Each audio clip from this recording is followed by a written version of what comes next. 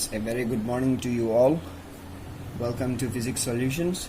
We are back again with another question of Physics NCERT Chapter 2. We have taken question 2.5. So, question कुछ इस तरह से है कि a parallel plate capacitor with air between the plates has a capacitance of 8 picofarad.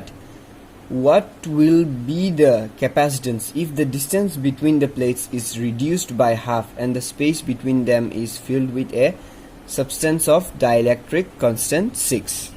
So, question में पूछा गया है कि दो पैरेलल प्लेट कैपेसिटर जिनके भीतर air between them is plates, मतलब जिनके मतलब भीतर में जो डिस्टेंस है वहाँ पे एयर रखा गया है और उनका कैपेसिटेंस है 8 पिकोफैराड। तो हम लोग जानते हैं कि 1 picofarad is equal to 10⁻⁻12 farad. So question में पूछा गया है कि what will be the capacitance if the distance between the plates, कितना कैपेसिटेंस होगा मतलब जब उन दोनों पैरेलल प्लेट कैपेसिटर का डिस्टेंस हाफ में रिड्यूस कर दिया जाए, जितना था उससे आधा कर दिया जाए और उनके भीतर का स्पेस जो पहले एयर था उसके अंदर एक सब्सटेंस ऑफ डाइलेक्ट्रिक कांस्टेंट 6 रख दिया जाए, तब कितना कैपेसिटेंस होगा। तो इसको जानने के लिए हम लोग सॉल्यूशन कर लेते हैं। तो सॉल्यूशन में पहले हम लोग दो पैरेलल कैपेसिटर एक फिगर ड्रॉ कर लेंगे, दो पैरेलल कैपेसिटर्स का, पैरेलल प्लेट कैपेसिटर्स सॉरी। तो ये समझ लीजिए ये दो पैरेलल प्लेट कैपेसिटर्स जिनका कैपेसिटेंस है 8 पिकोफैराड।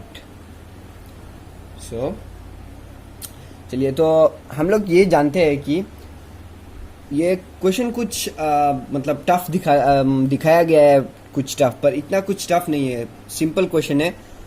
क्वेश्चन में हम लोग ये तो हम लोग जानते हैं कि the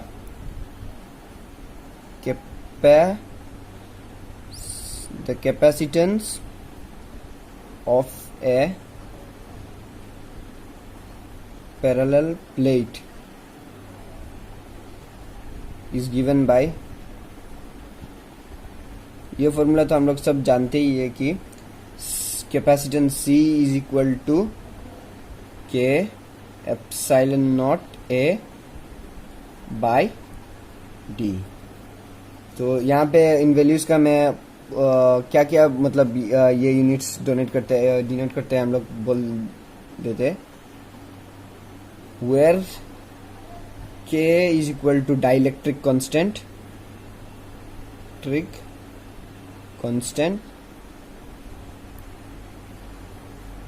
A is equal to area of the plates,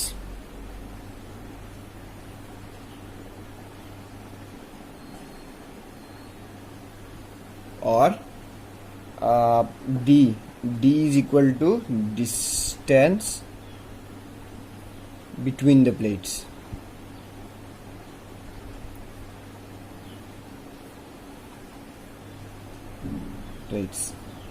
तो क्वेश्चन में गिवन है कि C जो कैपेसिटेंस है वो पहले के केस में, फर्स्ट केस में 8 पिकोफैराड है, जिसको हम लोग ऐसा यूनिट में लिख लेंगे 8 × 10⁻⁻12 फैराड्स।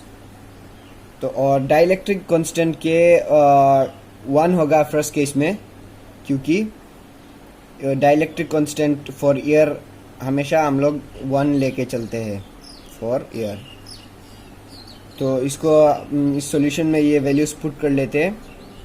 हम लोग को ए नहीं पता है, एरिया ऑफ द प्लेट्स नहीं पता है, डिस्टेंस बिटवीन द प्लेट्स भी नहीं पता है, तो जस्ट इन दोनों का वैल्यूज वहाँ पुट कर देंगे। तो इन दोनों का वैल्यूज पुट करने के बाद कुछ इस तरह से नजर आएगा 8 × 10⁻12 और के तो 1 ही है, तो epsilon naught A by D. इसको हम लोग इक्वेशन 1 लिख लेंगे, इक्वेशन 1 बना देंगे। तो न्यू केस में जिसका मतलब कैपेसिटेंस हम लोग को फाइंड करना है, जब डिस्टेंस हाफ कर दिया गया हो और उसके मतलब अंदर का स्पेस डाइलेक्ट्रिक कांस्टेंट 6 से रिप्लेस कर दिया हो, एयर से डाइलेक्ट्रिक कांस्टेंट 6 से रिप्लेस कर दिया गया हो। तो हम लोग ने एक नया पैरेलल प्लेट्स बना लेते हैं जिनका डिस्टेंस हाफ कर दिया गया है।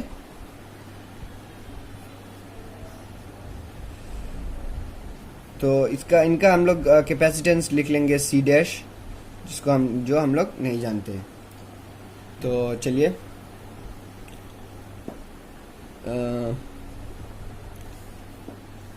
C डैश हम लोग लिख लेंगे न्यू कैपेसिटेंस, बेटर अंडरस्टैंडिंग के लिए टेंस। और K हम लोग डाइलेक्ट्रिक कांस्टेंट यहाँ में दिया गया है कि डाइलेक्ट्रिक कांस्टेंट 6 है, तो K इज इक्वल टू 6 और डिस्टेंस पहले से हाफ कर दिया गया है तो D/2।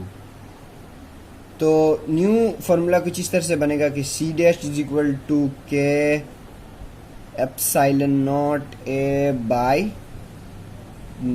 D/2। तो यहाँ पे कुछ बोला नहीं गया है कि एरिया रिड्यूस हुआ है कि एरिया इंक्रीज किया है। एरिया में कुछ रिड्यूस या इंक्रीज नहीं किया है, एरिया जैसा था वैसा ही है इन प्लेट्स का, सिर्फ डिस्टेंस हाफ कर दिया गया है। तो हम लोग ने D/2 लिख लिया है। तो हम लोग यहाँ पे इक्वेशन 1 ले लिया है हम लोग ने एप्सिलॉन A/D। तो एप्सिलॉन A/D को हम लोग 8 × 10⁻12 लिख सकते हैं। तो ये 2 तो ऊपर चला जाएगा, तो हम लोग इस तरह से लिख लेंगे कि, और C डैश को हम लोग फाइंड करना है। तो K तो 6 होगा, 6 × 2 ऊपर चला जाएगा यहाँ का 2, और इसको हम लोग लिख लेंगे एप्सिलॉन नॉट A/D।